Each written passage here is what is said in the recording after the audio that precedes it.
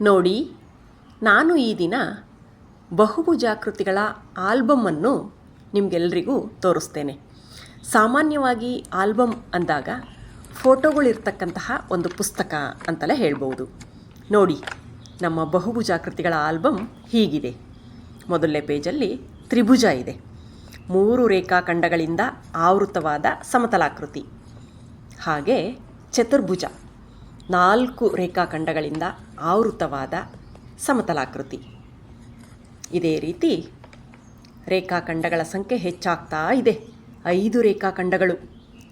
5 ರೇಖಾಖಂಡಗಳಿಂದ ಆವೃತವಾದ ಬಹುಭುಜಾಕೃತಿ ಅಂದರೆ ಅದು ಪಂಚಭುಜ.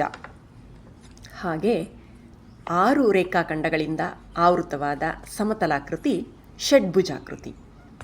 ನೋಡಿ ಷಡ್ಭುಜಾಕೃತಿಯನ್ನು.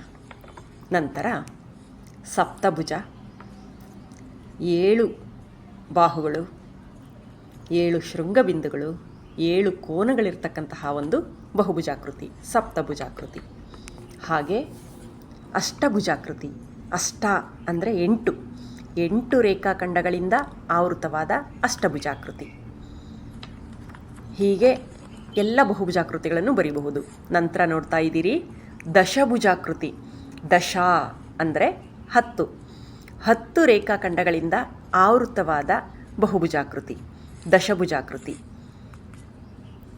ಹೀಗೆ ಎಲ್ಲ ಬಹುಭುಜಾಕೃತಿಗಳು ಇರ್ತಕ್ಕಂತಹ ಒಂದು ಆಲ್ಬಮನ್ನು ನೀವುಗಳು ನೋಡಿದ್ರಿ. ಇದು ಬಹುಭುಜಾಕೃತಿಗಳ ಆಲ್ಬಮ್. ಧನ್ಯವಾದಗಳು.